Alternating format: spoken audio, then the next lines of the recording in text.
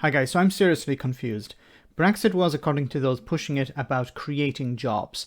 With Britain unshackled from the European Union, businesses exporting around the world would create highly paid employment in the service sector, manufacturing, hospitality and exporting. Well, it did create some jobs. It was mainly to complete the new red tape that has hit these industries as a result of Brexit.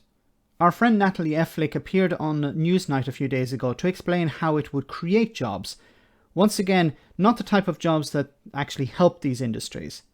Also, this feeds into something potentially much worse.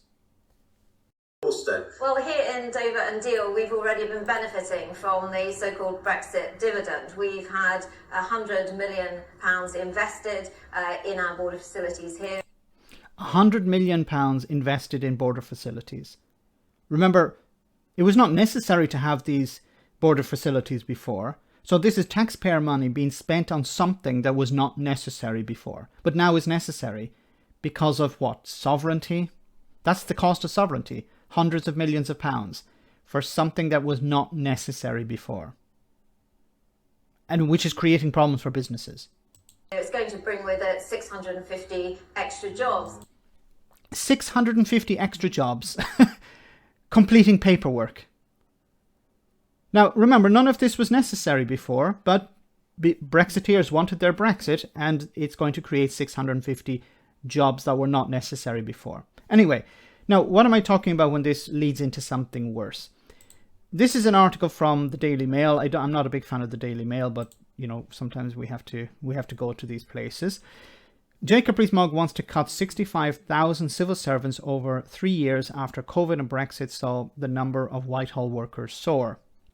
So it goes on to say, Jacob Rees-Mogg says he wants to cut at least 65,000 civil servant jobs over the next 3 years. Mr. Rees-Mogg, recently appointed as Minister for Brexit Opportunities, yes, Brexit Opportunities, and Government Efficiency, said that at the very least he wanted to reduce the number of civil servants from 470,000 full-time staff to below 425,000, the size of Whitehall before the pandemic.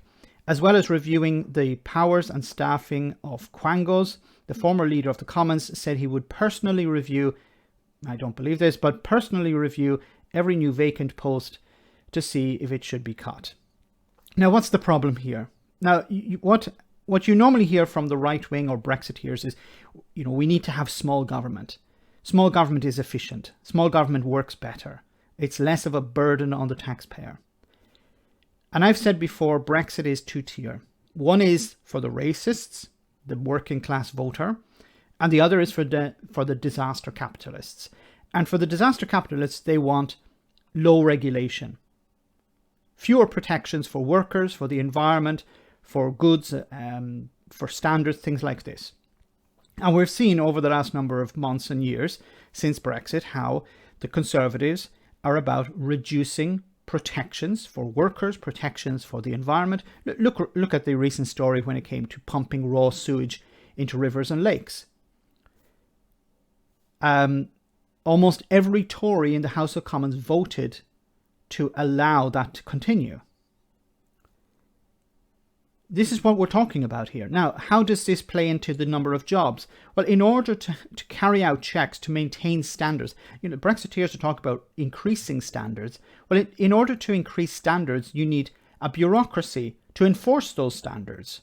If you reduce the bureaucracy, which is the army of workers who make up that bureaucracy, then it's going to be more difficult to impose those standards. Imagine, you know, health and safety on a workplace, on a work site.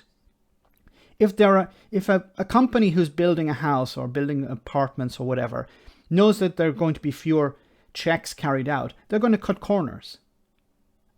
If they know that, you know, the Department of Health or the Department of whatever the department is responsible for health and safety, if they don't have the staff available, they're not going to carry out the checks, and the businesses know that they can get away with breaking the rules.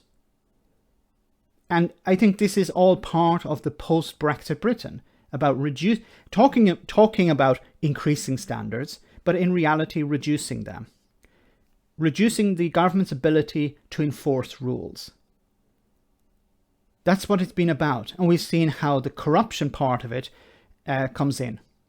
government contracts handed over to donors of the Conservative Party or friends of ministers in government.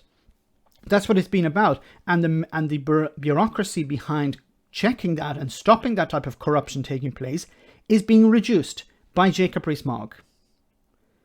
So on the one hand, we have more jobs because of paperwork, because of bureaucracy as a result of Brexit. But on the other hand, the government want to reduce the bureaucracy that actually helps people. More jobs for bureaucracy to create problems and fewer workers to carry out the bureaucracy, impose the bureaucracy that actually helps people. That's what Brexit seems to be all about. Let me know in the comment section, guys, what you think. As always, your comments are greatly appreciated. Thanks a lot.